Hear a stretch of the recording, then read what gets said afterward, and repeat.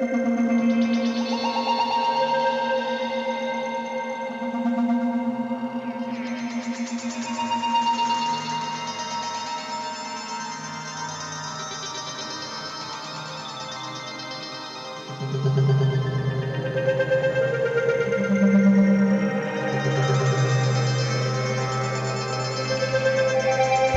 mines are among the most silent yet powerful weapons ever used at sea. They don't roar like missiles or announce themselves like warships, but their impact on naval warfare has been massive and long-lasting. For more than a century, naval mines have shaped battles, blocked strategic waterways, protected coastlines, and forced even the most advanced navies to slow down and think carefully. Today, we're going to explore what naval mines are, how they evolved, the different types in use, and why they remain critically important in modern maritime security. At their core, naval mines are explosive devices placed in water to damage or destroy ships and submarines. Unlike torpedoes or missiles, mines are passive weapons. They wait. This waiting nature makes them incredibly effective, because a single mine can deny access to a large area of ocean. A warship worth billions of dollars can be threatened by a device that costs only a fraction of that amount. This cost-to-effect ratio is one of the main reasons naval mines are still widely used. The history of naval mines goes back hundreds of years, but their practical military use began in the 19th century. Early versions were simple floating explosives triggered by contact. During the American Civil War, both sides used what were then called torpedoes, which were actually naval mines, to protect harbors and rivers. These early weapons shocked naval commanders, as powerful ships were suddenly vulnerable to unseen threats below the waterline. As technology advanced, naval mines became more sophisticated. By World War I, mines were being deployed on a massive scale. The North Sea mine barrage, laid by the Allies, stretched for hundreds of kilometers and was designed to restrict German U-boat movement. In World War II, naval mines reached new levels of effectiveness. Germany, Britain, Japan, and the United States all used mines extensively. Some mines were designed to sink ships, while others aimed to damage them, forcing them out of action and clogging repair facilities. One of the most important developments was the introduction of influence mines. Unlike simple contact mines, influence mines do not need to be physically touched. They are triggered by changes in magnetic fields, acoustic signatures, or water pressure caused by a passing vessel. This made mines far more dangerous, as ships could be damaged without ever seeing or striking the weapon. It also made mine countermeasures far more complex. There are several main categories of naval mines. The first is the contact mine, usually fitted with protruding sensors that detonate when struck. These are often moored at a specific depth below the surface, making them effective against surface ships.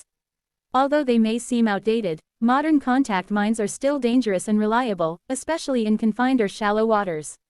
The second major category is influence mines. Magnetic mines respond to the metal mass of a ship, acoustic mines react to engine noise or propeller sounds, and pressure mines detect changes in water pressure as a vessel passes overhead. Some advanced mines combine multiple sensors, meaning a ship must match a specific profile before detonation occurs. This reduces the chance of accidental triggering and increases effectiveness against high-value targets. Another important type is the bottom mine. These rest on the seabed and are commonly used in shallow coastal waters, ports, and choke points. Bottom mines are especially difficult to detect, as they blend into the seabed and can be triggered by influence sensors rather than contact. Many modern navies consider bottom mines a key part of coastal defense. There are also rising or mobile mines, which can launch a warhead upward toward a ship once a target is detected. These are designed to attack the most vulnerable part of a vessel, often below the keel, where damage can be catastrophic.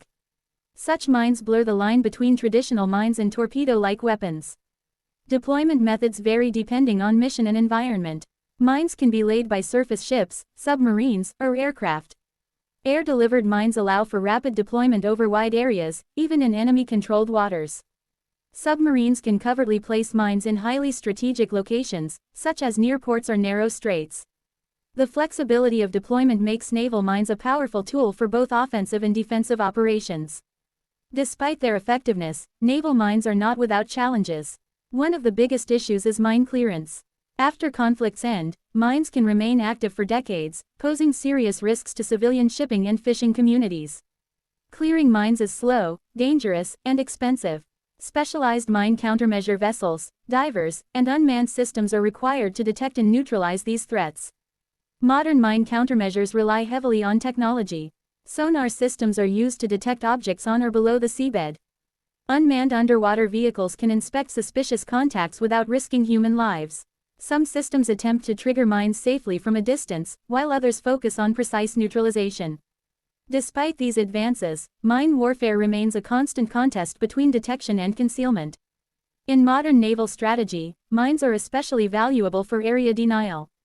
Narrow waterways such as straits, harbors, and choke points are ideal locations. Even the suspicion that mines are present can halt shipping and naval operations. This psychological effect is just as important as the physical damage mines can cause. Navies must assume the threat is real and act accordingly, often slowing operations and diverting resources. Naval mines also play a significant role for countries with smaller navies. They provide an effective way to defend coastlines against more powerful adversaries. By using mines, a nation can protect key ports and sea lanes without maintaining a large surface fleet. This makes mines a strategic equalizer in asymmetric naval warfare. In recent years, naval mines have continued to evolve. Modern designs emphasize stealth, reliability, and selectivity. Some mines can be programmed to activate after a delay, count the number of ships passing before detonating, or deactivate after a certain period. These features allow for greater control and reduce unintended consequences. The rise of unmanned systems has also influenced mine warfare. Autonomous underwater vehicles can now lay or clear mines with minimal human involvement. This reduces risk and increases operational flexibility. At the same time, it adds a new layer of complexity, as navies must now consider unmanned threats in mine-infested waters. International law and conventions attempt to regulate the use of naval mines, especially regarding marking and post-conflict clearance. However, enforcement can be difficult, particularly during high-intensity conflicts. The legacy of past wars shows that mines can outlast the reasons they were deployed, continuing to pose dangers long after peace agreements are signed. In the modern era, with advanced missiles, submarines, and cyber warfare dominating headlines, naval mines might seem like a weapon of the past. But in reality, they remain highly relevant. Their simplicity, effectiveness, and psychological impact ensure they continue to be a core element of naval planning. Understanding naval mines is essential to understanding naval warfare as a whole. They represent the unseen side of maritime conflict, where patience, strategy, and positioning matter as much as speed and firepower. Whether used to defend a coastline, restrict an enemy's movement, or shape the outcome of a larger campaign, naval mines quietly influence events beneath the waves. As naval technology continues to advance, the battle between mines and countermeasures will only become more complex. Yet one truth remains unchanged. As long as ships sail the seas, the threat of naval mines will be present, waiting silently below the surface, shaping decisions and reminding navies that the ocean is never as empty as it seems.